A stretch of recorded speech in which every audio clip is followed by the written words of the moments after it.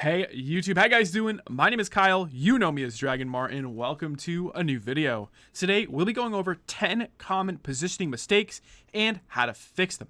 If you guys like these videos, I would really appreciate if you leave a like, and of course, comment what you want to see next and subscribe for more. But with that being said, I am streaming every Tuesday, Thursday, and Saturday on Twitch. Now, you guys probably know I do VOD reviews, but we've started running 10-man, so viewers can get in and play on stream with me commentating on Saturdays. So this Saturday stream, 10 man, so if you guys are interested, stop by twitch.tv/Dragonmar. I'll see you guys there. Without any further ado, let's get to the video. Hey, what's going on, guys? Let's get into mistake number one, and that is playing post plants, so playing on offense without playing for trades and going for crossfires. This seems like it's like game set. You know, this kind of seems like it must be aim right, getting kills, but it's not. This is all about positioning and putting yourself in the right spot to trade with your team. Remember, one of the most important parts of a competitive game like Valorant, any TAC FPS, is trading kills. So when a teammate dies, getting the kill on the player that killed them, or, you know, getting a kill on someone else who maybe was a part of that. And in post plants, when you plant the bomb and when you're defending it, nothing different there. You have to trade out kills. So important. And a lot of players find themselves in just weird spots, right? Like in corners, like behind boxes, kind of cowering in fear. And I don't like that. And I think that's the wrong way to play post plant in most situations. Instead, you want to be holding angles with teammates, but at different positions. So you're in one spot, your teammate is in another. You're both watching an entrance to, for example, a site. That way, when the player comes in, maybe they fight one of you, but the other person will always get the kill. This is so simple to fix. Essentially, you want to avoid stacking up on your teammates and try not to play on top of each other, and always look for opportunities where a player might be watching something. Maybe you have adequate coverage elsewhere, and see if there's a way you can position yourself on that site to trade out their death in case they die. Very, very important to learn how to make a crossfire and how to trade post plant. Mistake number two, and this is something I've seen a lot in my VODs recently, and that is being overexposed constantly when clearing angles and taking sites and just movement in general. This is really a poor movement thing just as much as it is positioning. So if you guys don't know what it means to be overexposed, essentially anytime you go and you're really anywhere where an enemy could be, you know, playing slowly, playing carefully, of course, right? You're exposing yourself to more than one angle, and that's being overexposed. The problem with this is that you want the enemy team to have the fewest possible chances to shoot you. So think about how you would attack on split in mid, right? If you're on offense and you're trying to take split, going up mid there, you got to worry about ropes, right? Which is to your right. And then on your left, you got to worry about B heaven. Now, a lot of players will kind of walk up through the steps, right? And this is just not how you want to do it. It's so bad to walk up those steps without any smokes down, because the player in heaven over towards B can peek at any time, and the player in ropes can peek at any time. That's how you get yourself into crossfires. Instead, walk against one of the walls, or go to that right side over there and jump up on the barrel, clear heaven first, and then start pushing right. The point stands regardless of where you clear. Very, very important to never ever expose yourself to more angles than need be. And this has a lot to do with just realizing where enemy players play. So, you know, obviously a part of game sense, and limiting that the best you can. The fix here, obviously simple, right? Just always keep in mind, hey, a player could be here. How can I peek the spot that I want to peek without exposing myself to them? And, you know, take that extra second, figure that out, answer that question, and congratulations. Your peaks are going to be a lot better. Now, moving on to mistake number three, and this is something that I think more and more people are realizing, but it's about putting yourself up against a wall when you're trying to clear other angles. So, for example, if you're trying to make your way into a bomb site, through any main, A main, B main, doesn't matter the site, right? Just for example, let's talk about split again. Let's go to B, right?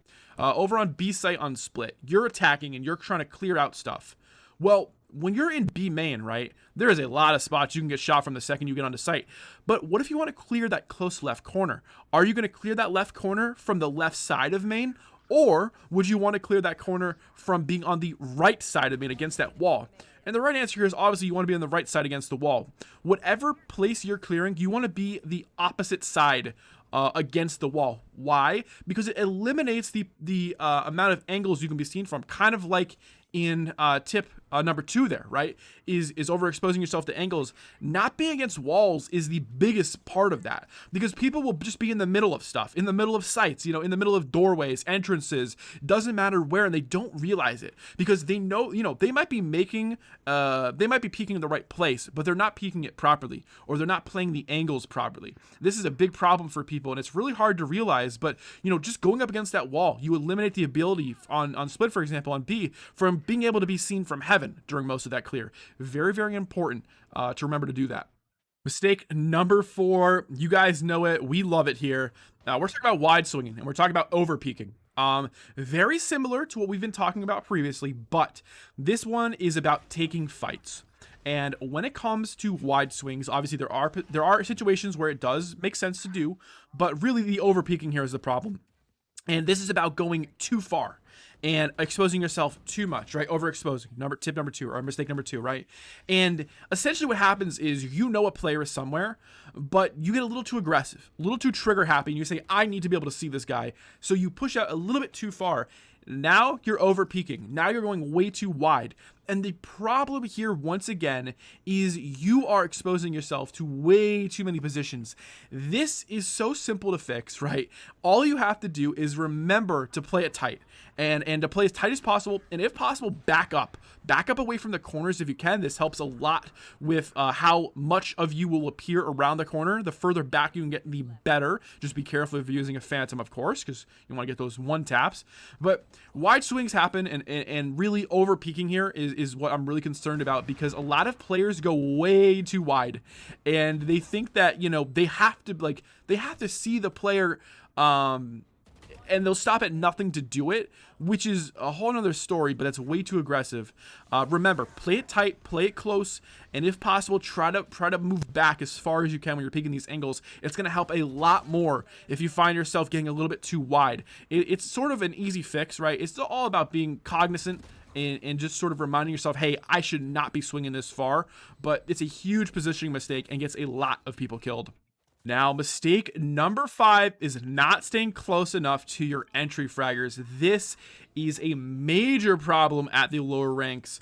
And this is something that stems kind of from a lack of communication, but the positioning is really, what is going to get people killed and tilt people off the face of the earth, because entry fraggers, or in our case, most likely the duelists on your team, are sort of tasked with the need to go in first and to lead the charge and to start the fights. It just works well with their kits, right? Now, a big problem is that a lot of players are not staying close enough to them. And what happens is they go in, they might get a kill, but then they'll die. Now, they die to someone who you could probably kill as a teammate if you were close enough. So you not being close enough is the positioning aspect, right? You're too far behind, you're lagging behind, you're not sticking with the team here. And this is what happens a lot when people say, oh, my entry fraggers aren't doing anything. What they don't realize is they're not supporting them properly. So fixing this is very easy, right? You just have to pay attention to where your entry fragger is and always be ready to move in with them, right? Don't hang back too far, always be close to them, because if these guys are really doing their role and they're clearing stuff, you should be almost on top of them if possible, because you always want to be ready to get a trade. If someone's pushed up, if a defender is pushed up or something, you always want to get ready. You always want to be ready to trade them out. And that doesn't change here, right? Staying close to your entry fraggers is extremely important and very simple to do. All right, mistake number 6. This happens a lot more at the lower ranks, and this is leading your way into sites with the bomb. Now, this is a huge lack of awareness problem, but it's a positioning problem as well, because as the bomb carrier, you generally want to be either the second or the third person into a site. You never really want to be first. You could honestly be last. Essentially, first is the worst position you could be in. You never want to enter into a site with the bomb. And there is one simple reason for this, and that is because if you die with the bomb, even if your team might be able to retrieve it, right? Maybe they're right behind you. It gives the enemy team a lot of information. And there is a lot of times where you'll die first. Your team won't be close enough behind you. The enemy team will smoke off the bomb because you're in the entrance to something. The bomb is now on their side. They can see it clearly. And your team now has to figure out not only how to win the round and get the plant, but how to retrieve the bomb. And this is super simple. Always pay attention to who has the bomb, right? and never be the first one. If you see a teammate running in with a bomb, you better remind them, right? It doesn't matter what rank you are. This happens every now and again at the high ranks too, but you cannot lead your way into the site with a bomb. It is such a waste, and all is completely high risk, no reward, and it's completely worthless. Easy to fix though. All right, mistake number 7. This is something I get asked a lot, and it's about rotating. And in particular, it's to not rotate off of just one spotting. Very important to realize that just because you see an enemy on the mini map, it doesn't mean you need to rotate over there. Over rotating is a huge problem where players always think that, oh, if I see a player somewhere, I need to go help my team. They must be attacking. This just simply isn't the case. You know, that team could be defaulting. Your teammate could be pushed up a little far and just getting some extra info. Very important to hold your positions unless your team calls for a rotation, right? The fix here is simple. Rotate when your team calls for it, or rotate when you see multiple enemies. We're talking like at least 3 enemies spotted, so 3 separate agents. It doesn't all be at the same time, but if you spot 3 people, okay, then the rotation is called for. But rotating off a bomb site is extremely dangerous, especially if you don't have trips down or turrets or something to counter or alert you of a flank going on or of a push into an unattended bomb site. Very dangerous, a huge problem in the lower ranks, because what do we see all the time? We see over rotations, and then the enemy team just rotates around, goes in the other bomb site, gets the win because they have great post plants. You can't allow that to happen. This is a huge positioning mistake, happens to a lot of players. Very important to realize that it is not your job to babysit other sites. You need to go there when you are asked to, or when there is overwhelming information that would lead you over there. Mistake number 8 is about not sliding your position over after a death. So this is kind of like rotating a little bit, but not so much, because what this means is that after a death of a teammate, you always want to balance out sort of your map control, and oftentimes certain areas of the map will be left unattended or uncovered because your teammate has died and they were the one watching that area. So a great example of this is over on the map Haven, where you have A site, B site, and C site, but then there's also Garage, and Garage almost always has a player defending it. Now, if your Garage player dies, very important to switch someone over there. Now, of course, you probably don't want to put your C player over there, right? Because then C longs unattended. However, what about moving your B player, so your mid player, over into Garage, and then having either the other B player solo B, or if you're double stacking on A, have one of those A players come guard B. Very, very simple. This is kind of, you know, I'm calling it sliding. I'm sure there's a lot of other ways to describe it. It's a form of rotating. But this is about just being a team player and understanding, okay, we've lost map control in this area. How can we gain it back? Teammate dies. Okay, so everybody slide over, take a new position, and, you know, get ready to defend again. Very, very simple concept, but a lot of times players, especially those B players, those middle players, will not rotate into that undefended area, and you'll leave a bomb site player like an A or a C site player on Haven. You'll leave them with that decision. Okay, how do I cover this other spot now?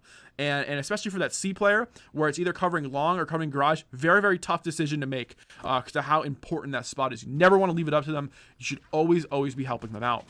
Mistake number 9 is a real killer in the lower ranks, and it's essentially just staying bunched up in mid too long.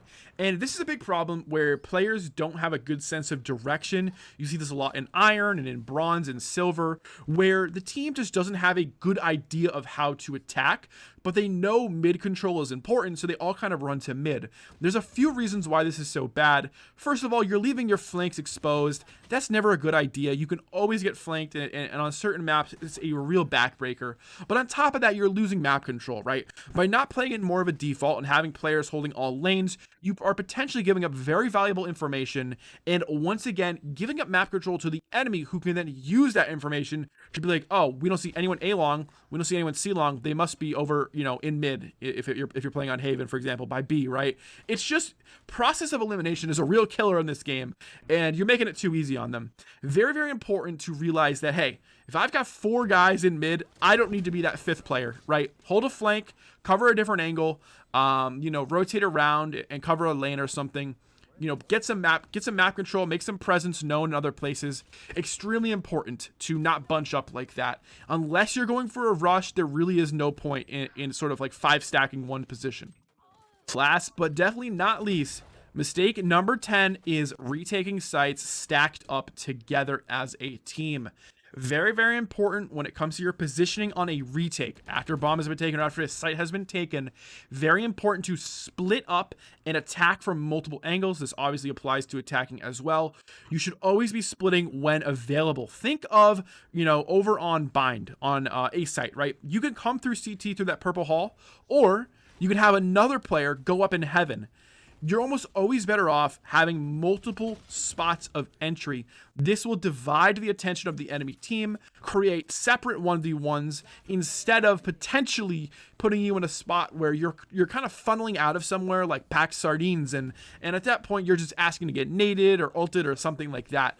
Very, very dangerous to do, and this is a big mistake because players, I feel like they play scared on retakes a lot, but you can't play scared like that.